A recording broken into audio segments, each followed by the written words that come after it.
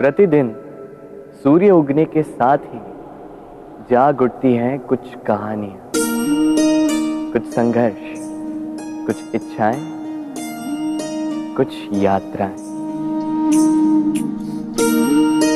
पर सभी कहानियां संपन्न नहीं होती, सभी संघर्ष जीते नहीं जाते, सभी इच्छाएं प्राप्त नहीं होती और कुछ यात्राएं रह जाती हैं अधूरी।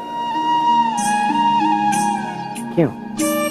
अब आप में से कुछ कहेंगे प्रयास अधूरा रहा, कुछ मानेंगे निश्चय दृढ़ नहीं था, कुछ क्रोध करेंगे, तो कुछ इस असफलता का बोझ अपने भाग्य के कांधों पे डाल देंगे। परंतु इस सब का कारण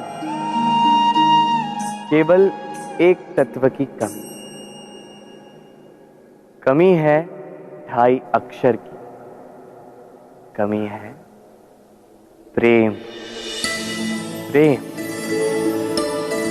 जो न शास्त्रों की परिभाषा में मिलेगा, न शस्त्रों के बल, न पाताल की गहराइयों में, न आकाश के तारों। तो ये प्रेम है कहाँ? कैसे पाया जाता है इसे? क्या है मार्ग प्रेम को पाने का? प्रयास रहेगा आपको यही समझाने का। तो आइए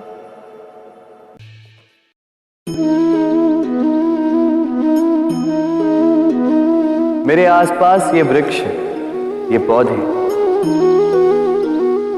ये पुष्प देख रहे हैं आप? है ना सुंदर? क्योंकि आपने इन्हें देखा है। इसी प्रकार जब प्रेम की बात आती है, लोग किसी का मुख स्मरण कर लेते हैं। ऐसी आंखें, वैसी मुस्कान, तिरछी भ्रूकुटी, घने केश। पर क्या यही प्रेम का अस्तित्व है? नहीं, ये उस शरीर का अस्तित्व है जिसे हमारी आंखों ने देखा और हमने स्वीकार कर लिया।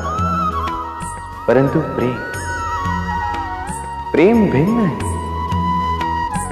प्रेम उस वायु की भांति है जो हमें दिखाई नहीं देता, किंतु वही हमें जीवन देता है। संसार किसी स्त्री को कुरूप कह सकता है क्योंकि वो उसे अपनी तन की आंखों से देखता है, परंतु संतान उसी माता को संसार में सबसे सुंदर समझती है, क्योंकि वो भाव से जुड़ी। जैसे राधा मुझे पहचान नहीं। इसलिए यदि प्रेम को समझना है तो मन की आंखें खोलिए।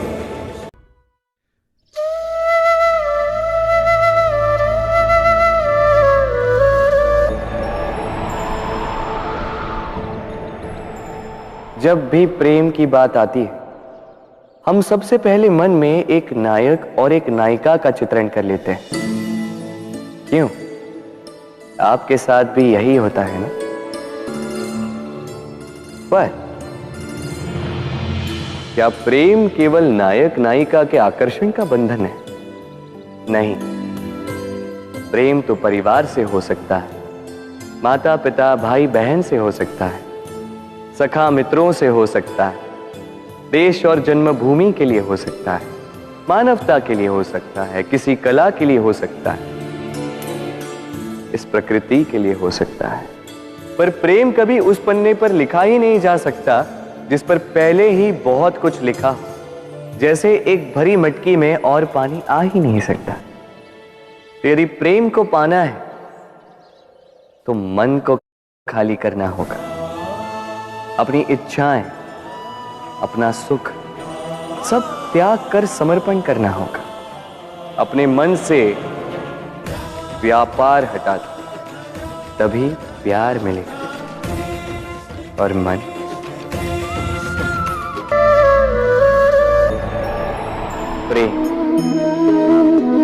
प्रेम विधाता की सबसे सुंदर कृति है, परंतु हर कृति को संभालना पड़ता है। अब इसी मूर्ति को देख लीजिए। जब कलाकार ने इसे रचा तब ये बहुत सुंदर थी, परंतु इसके पश्चात इसे संभाला नहीं गया। इसके स्वामी ने इसके देखभाल का कर्तव्य ठीक से नहीं निभाया और अब यह मूर्ति असुंदर लगने लगी।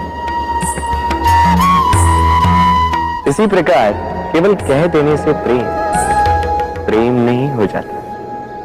इसके लिए आपको अपने कर्तव्यों को पूर्ण करना होगा। तो देश की रक्षा, परिवार और संबंधियों की सुरक्षा, संतान को संस्कार, जीवन साथी का आभार, ये कर्तव्य जब तक नहीं निभाओगे प्रेम से दूर होते जाओगे। तो यदि प्रेम का अमृत पाना है तो कर्तव्य की अंजलि बनानी होगी।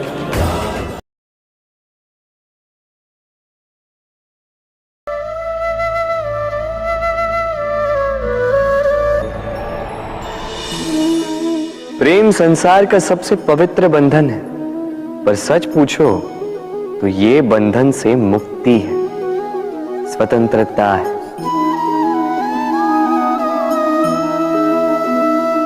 नहीं समझे? समझाता हूं।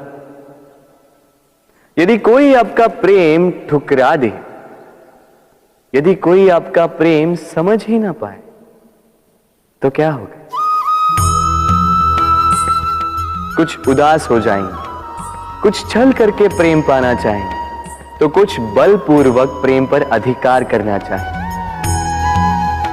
किंतु यह आवश्यक नहीं कि जिससे आप प्रेम करते हो उसे भी आपसे प्रेम, क्योंकि प्रेम कोई वस्तु नहीं है, न राज्य है न धन जिसे आप बल से अपने वश में कर सको। प्रेम वो शक्ति है जो आपके लिए हर बंधन तोड़ सकती है, किंतु स्वयं किसी बंधन में नहीं फंसती। तो जिससे भी आप प्रेम करते हो उसे स्वतंत्र छोड़ दीजिए, क्योंकि स्वतंत्रता ही वो भाव है जो जीव को सबसे अधिक प्रिय है।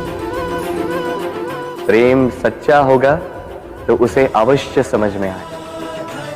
तब तक के लिए निस्वार्थ भाव से प्रेम कीजिए।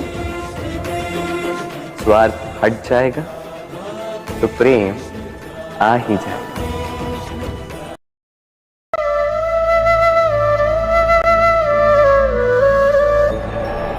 मनुष्य का स्वभाव है कमाना, संग्रह करना, फिर चाहे वो धन हो, नाते हो, संबंध हो या हो प्रसन्नता।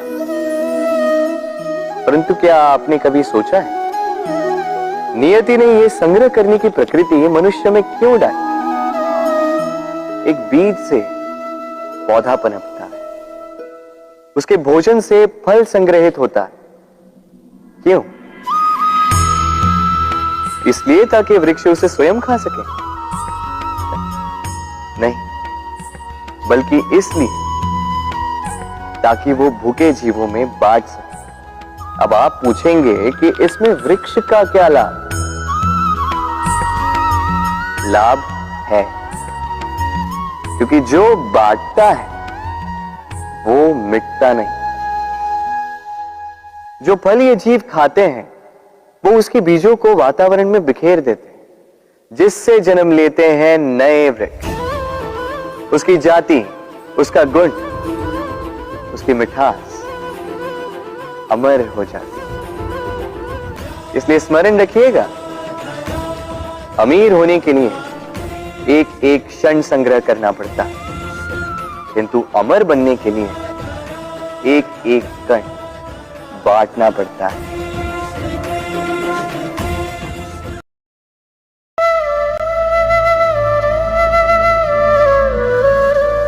मन बड़ी ही विचित्र कृति है ये मन।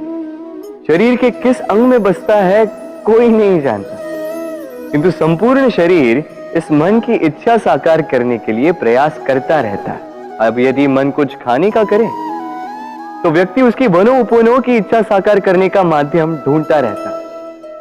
अब यदि मन किसी को शत्रु समझ ले तो व्यक्ति उसे नष्ट करने का हर संभव प्रयास करता है। अब यदि मन किसी से प्रेम करे तो उसकी प्रसन्नता के लिए हर सीमा लांघने के लिए सज्ज रहता है। परंतु जीवन सुखद हो इसके लिए आवश्यक है कि मन खाली हो। इस बांसुरी की भांति भीतर कुछ भी नहीं, न राग है न द्वेष, तब भी तार छेड़ने पर स्वर निकलता है। इसी प्रकार मन को भी भावनाओं से मुक्त रखना आवश्यक है। स्मरण रखिए, मन में कुछ भर के जियोगे तो मन भर के जी नहीं पाओगे।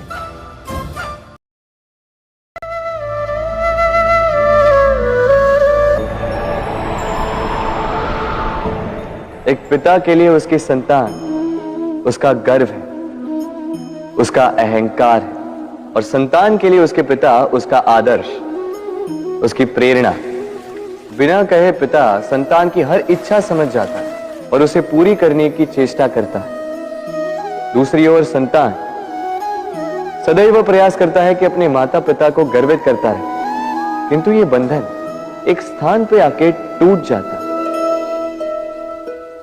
तब जब संतान स्वयं की इच्छा से अपना जीवन साथी चुनना चाहे।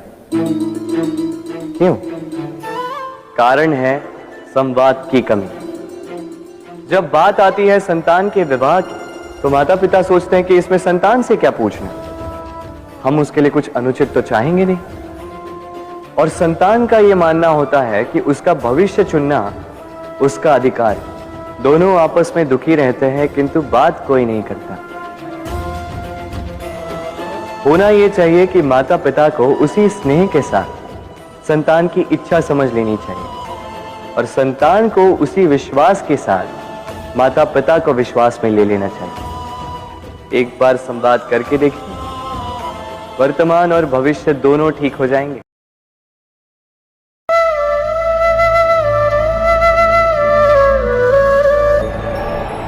हम में ऐसा कोई नहीं होगा जिसने वृक्षों को ना देखा, वृक्षों पे इन पक्षियों को ना देखा, इनके घोंसलों को ना देखा, इन पक्षियों को अपने छोटे छोटे बच्चों को भोजन कराते ना देखा।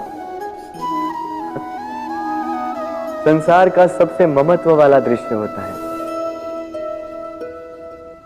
चिड़िया दूर से अपनी चोंच में दाना भरकर लाती, स्वयं भोजन करने में असक्षम संतान की चोंच में डालती, स्वयं भूखी रहकर निस्वार्थ निश्चलता से।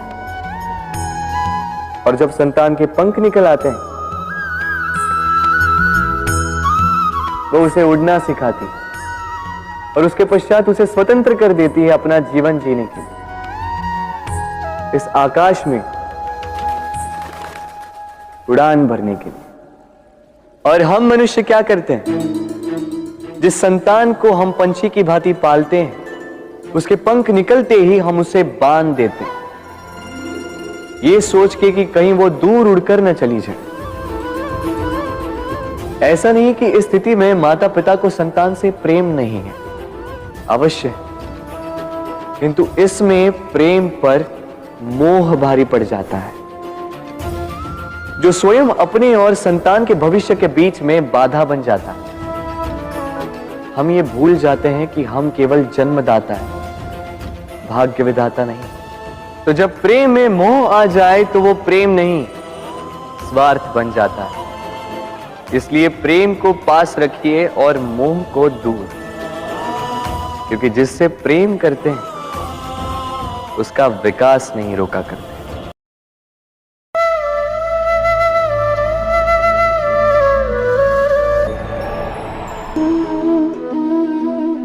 एक शब्द है जो हमें कभी कभी